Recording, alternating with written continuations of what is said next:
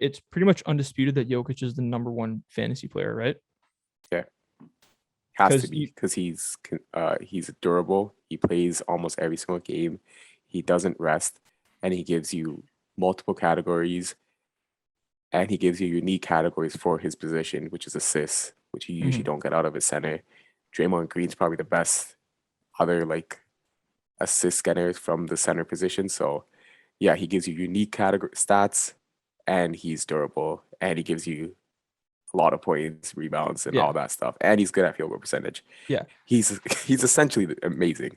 yeah. He played every game this past season, and Yeah, the thing is, you don't have to tank a single category with him because even though he's a center who takes a lot of shots and takes a lot of like jump shots and threes, he shoots a high percentage from the field. He makes a lot of free throws. He makes at over a three a game, probably closer to 1.5 threes a game. Obviously, the yeah, assists, he's still over 10 boards a game. Maybe blocks. He's not the best at blocking shots, but other than that, like you don't have to tank anything. yeah.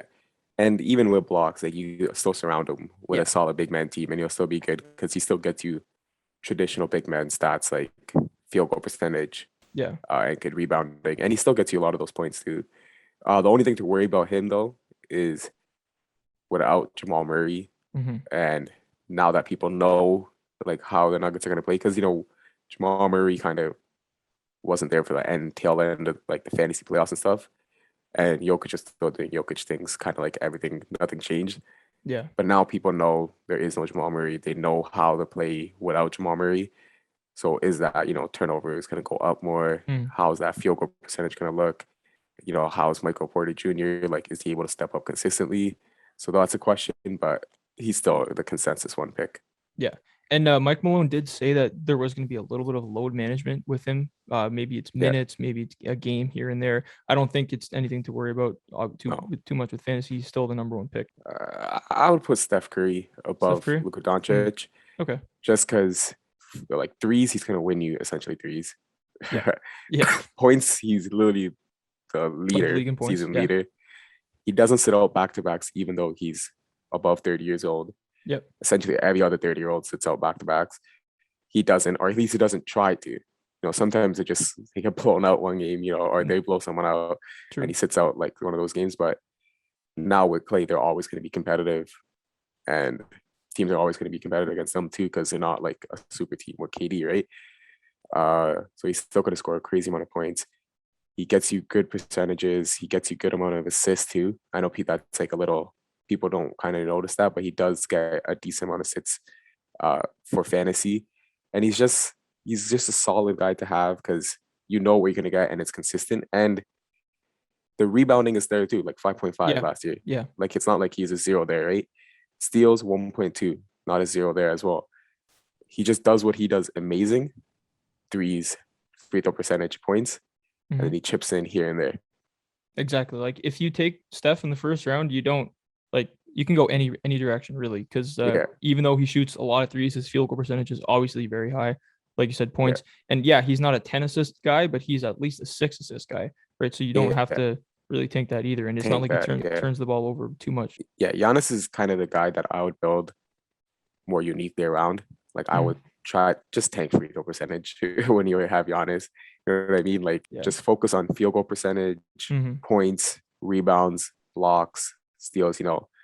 Just make sure you get other bigs that could do that. Make sure you get point guards who are more steal oriented and then get a couple of scores here and there so you get at points.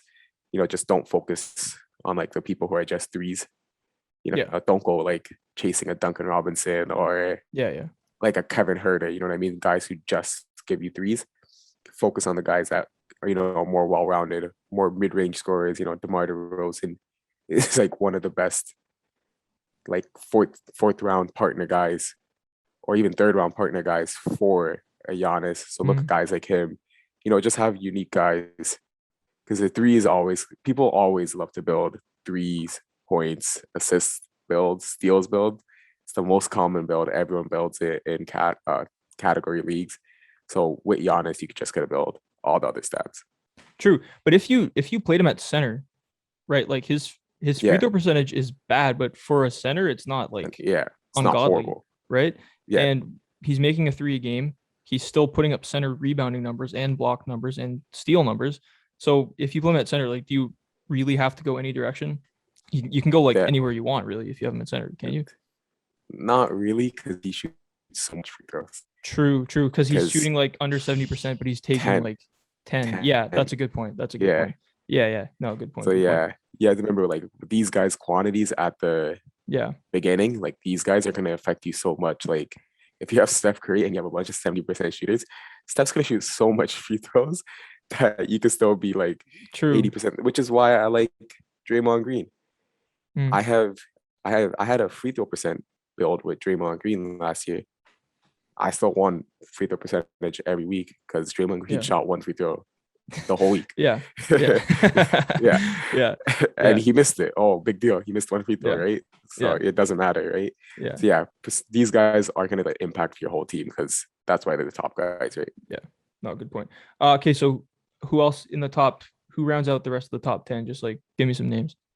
James Harden, obviously Luka Doncic, Mhm. those points, assists guys, high volume. But Luka Doncic, the thing to worry about is he doesn't give you stocks as good as everyone else. So you gotta kind of have to focus on stocks with everyone else, but he gives you maybe that's something he improves, right? He's only his third year. Yeah, Hopefully he improves on that. James Harden was the fantasy GOAT at Houston. Now he plays with two other superstars. He's still a top 5 guy, but was the yeah, fantasy GOAT since Shaquille O'Neal, and we have to give him credit for that. Kevin Durant, he's boom or bust, but he's boom as in like he wins your league. He's bust as in he only plays 40 games and you miss the playoffs.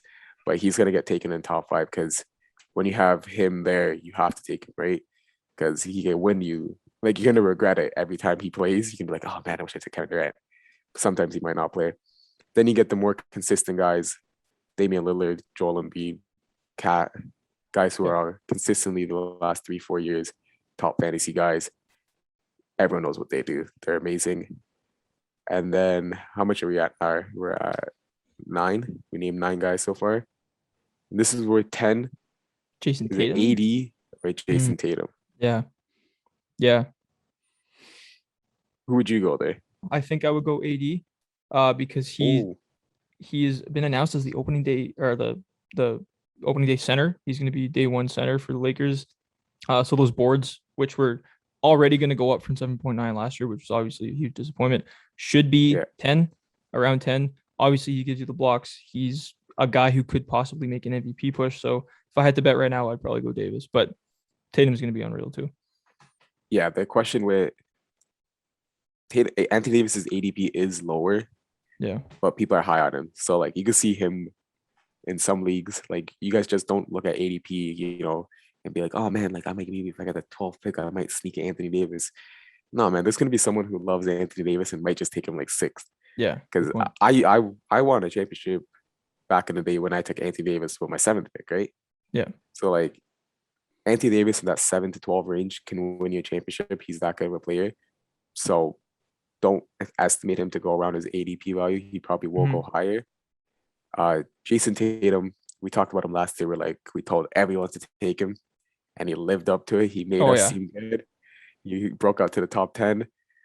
He's a 26-point scorer already with great percentages. Just a great fantasy guy for the next 20 years. Thanks for watching. Subscribe here so you never miss the best clips from Stretch the Floor. Hit the links in the description below to find us on all podcast platforms, and follow us on Instagram.